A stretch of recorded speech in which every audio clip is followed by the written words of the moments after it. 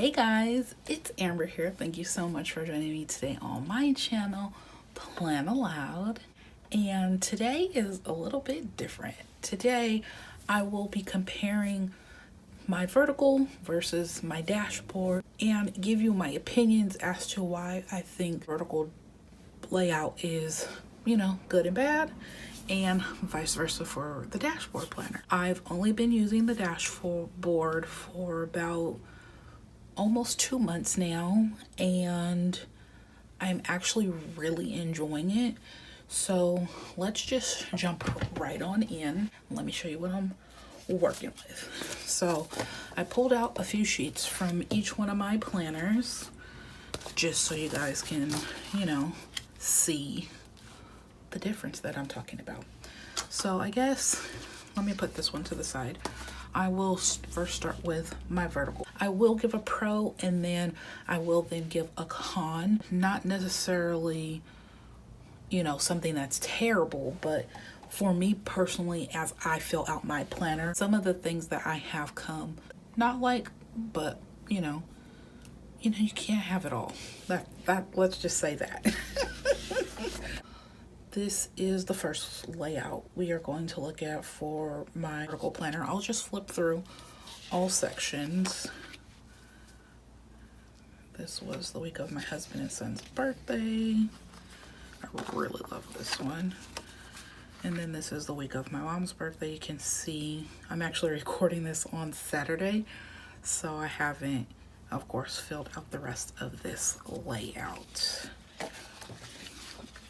So we'll just go back to the first one. So what I really like about the vertical is it's very orderly. You can boom, boom, boom. Morning, middle of the day, evening, or, just, I personally don't fill my planner out like that. I don't care where it is that I did the activity. I just want to know that I have a record of me doing whatever it is. If I went to the doctor, went to the grocery store, did my son's hair, I just need a record of everything that I did for the day. And I actually like a very detailed record of every single thing that I've done. So that's why I don't typically use like a dotting system. I just write like a little dot with my pen because I typically write every single thing that I have done for the day. And it just is nice for record keeping. I have definitely gone back into my planners and read, like if I needed something, if I forgot something. I just recently had an issue with, I guess that's a little too personal, but I basically had to go back into my planner last year, see when I made all these phone calls, and to give a record to another entity so that they knew like that I was continuously making these phone calls and I wasn't like putting something off that was really important. That is the pro. To me, the con for that, and this is something I deal with personally, is because everything can be laid out so orderly, I can get really, really stagnant with like filling it out. Stagnant is boring, So that is kind of an issue that I have there. And a pro, of course, is the sidebar. I love having a sidebar. I like being able to write a grateful for and my to-dos.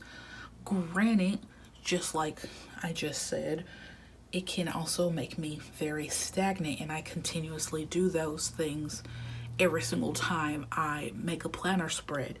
And not only is that boring for me, but of course, since I'm making videos for you guys, it makes it, I'm assuming, kind of boring to do the same kind of thing every week without, kind of mixing it up. When I first got into the Happy Planner, I believe this was, gosh, my son is 11. So I say it was about 6 to 7 years ago. It was my last year working like my regular job. So this was the very first layout I ever got. I got an undated planner, which is essentially what I'm using now.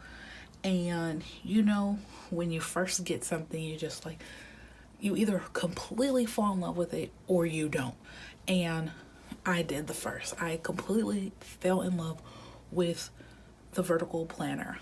over the years, I have definitely used a horizontal, and I have used minis in both vertical and horizontal.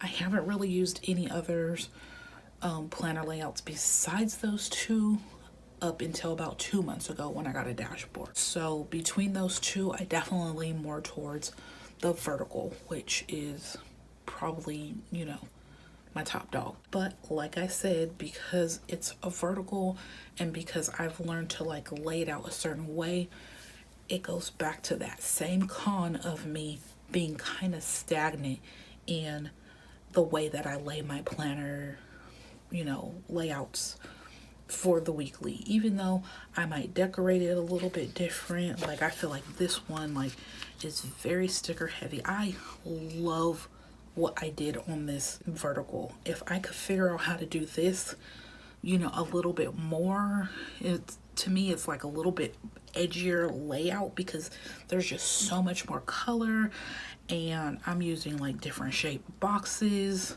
Got a couple different boxes in there. I'm using these kind of boxes, which I typically don't use. I got things that are angled differently. I have different shapes in here that I don't normally use. Just looking at this spread just makes me so happy. I threw myself into this week because I love it so much. And that's another thing, because I laid out and put different boxes in different ways, it's pulling me out of that stagnant area where I was, and I'm having a little bit more fun in my verticals. And I think that's because I started using the dashboard, because it's laid out differently. So the dashboard is a positive in that note, that it made me be a little bit more edgy in my vertical, which is pretty cool if you ask me. Another reason why I love the vertical is because it has so much, you know, vertical space for one day. And like I said before, like I really like to like give detail. Let me see, I usually star my mails at the very bottom. That's usually where I put my mails. And then if something good or bad, I usually give myself a little star. Like on this one, it says positive, I got food poisoning, I had a very upset stomach, and vomiting. So to me, like, not only am I giving myself like, oh, I don't feel good, but I'm giving, you know, details. So it's not only planning and memory keeping, but it's also journaling a little bit more in depth. And that's why I really like the vertical. That's what I had a really hard time with the horizontal. It was just not enough space for me to write all the things that I wanted to write. So to me, there's no con for that. That's just purely positive. So those are all my takes on the vertical. If there's any takes that I didn't say, or something you find that you like in the, you know, vertical, let me know. Like I will be completely like interested in that. Also, if you watch my last video, I said I used a lot of pink and purple in my last couple of spreads. Let's just go see what I'm talking about. I know this one is not filled out. I have no clue why I did not fill out the rest of this. I love this layout. I wish it was completely filled in, but that's not what we're talking about. This one doesn't have so much pink and purple. It's just like all the colors. And then we have this one, which is my current week. So the pink and purple is in my dashboard, and I think that's why you guys may not have seen that. So here we go. I pulled out the exact same weeks that I did for this layout. So this was for the same week. Boop. And the next two I actually did match, which I typically don't. I did another skateboard spread. It was the week of my husband and son's birthday, but I leaned more heavily on the purples and pinks because I needed something for my Mother's Day week. And then Rapunzel and Rapunzel. Okay. So let's just start with the look of this one. So I think this is like my third or fourth week in planning this week, so it was still a little iffy for me. I really like how the dashboard is broken down with these 5 sections over here, and you can like change these sections, which is really cool. Like, I gave myself a recap this week, and I was able to do like, you know, bigger quotes and also how to gratitude. And then I also gave myself a reminder of something that was, you know, happening for the week. I really love this. So I just really like how it's like really broken down in sections. And I always use this like Monday through Sunday as my meal planner. Like, we'll get to that in a second. But yeah, I just really love how this is broken down. But with that being said, sometimes it's hard for me to figure out what to put in all this section. Like I said before, I really like a filled out planner. Well, now I have big gaps here and have a gap here, and I didn't have that many errands, and I know I can always go back and fill it up. But because I knew I wanted to film this video, I purposely did not fill those in so that I could show you what I mean by there are these huge gaps in here that I don't particularly like, where I know I could have put some more stickers or some more writing, but because I'm still so new to the dashboard planner, you know, you got to fill it out. Because there's so many more sections, to me there's so much more space and freedom for decoration, and to me that is fun. Things can be put in very orderly like I did here, or it could be put in kind of haphazard like I did here, where I just have like some random little stickers, and I really wanted this sticker in here, so I decided to like angle it, and I angled in a lot of different stickers like that just to give it some different interest. And like here, like after planning for so long, I know my meals aren't going to take up that whole space, so it was like, oh, I might as well put something there. But with that still being said, I still have huge gaps and like empty space that I'm still not particularly fond of. I really hate blank space. I really like a complete filled in spread. Like this one is almost there. Almost there. Like if I read for the next 2 days, that will be filled in. I can also add in some more things up here. I may or may not, because I want to be able to go back and look and see my decorative style and how it's evolved. Because it's so new, it's definitely still going to evolve. So like I said before, I have a dedicated space for my meals, which is nice because in my vertical, I usually write my meals just at the very bottom of each box. I just kind of made it, you know, the dedicated space, but here I can go in and I know like that's the dedicated space. But then, like I said again, I can end up with blank spaces where right here, like it's not filled in. But on this particular week, which is this week, I was able to like put in like a Steve. If you don't know, that's by Christian Designs. His name is Steve. I love those emojis. But then I already gave you the con, blank space. And then of course, this is just new and exciting. I've been in a vertical for 5+ years. I hadn't really tried anything else except for a horizontal, which failed miserably. And this has been keeping my attention. This has been such a breath of fresh air. And you know how they say the grass is always greener on the other side, or the grass is greener on the other side?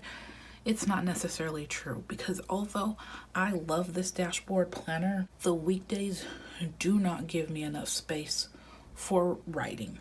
The space is just so small, and if I throw in a box in there, which of course I am, it just takes up even more of my space. And you can see like everything's getting kind of squishy here, and I can't journal the way that I can in my vertical. And that is like my biggest reason why I will stay in a vertical. I love to journal. I like to have extra room to write all the extra things and do all the fun things of writing. I love writing. So that is like my biggest con. But if you are somebody who just writes down that you cleaned the kitchen and you made the bed and you went to work and you went to the grocery store, that is fine. But I like to give details upon details. That's just me. So that's like my pros and cons for the reason why I like the dashboard and or like the vertical. I honestly feel like even though I'm writing the same thing in both of these planners, I am going to continue to do both because I'm excited to use my vertical again. Like I said, I got really stagnant in my vertical, and because I have like a lot more creative freedom in my dashboard, I usually decorate my dashboard before I decorate my vertical, which is now getting me inspired to decorate my vertical.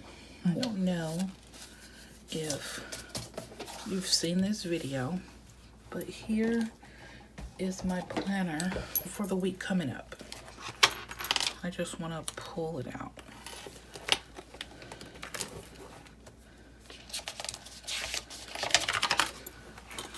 So by the time you guys see this, this is going to be really filled in.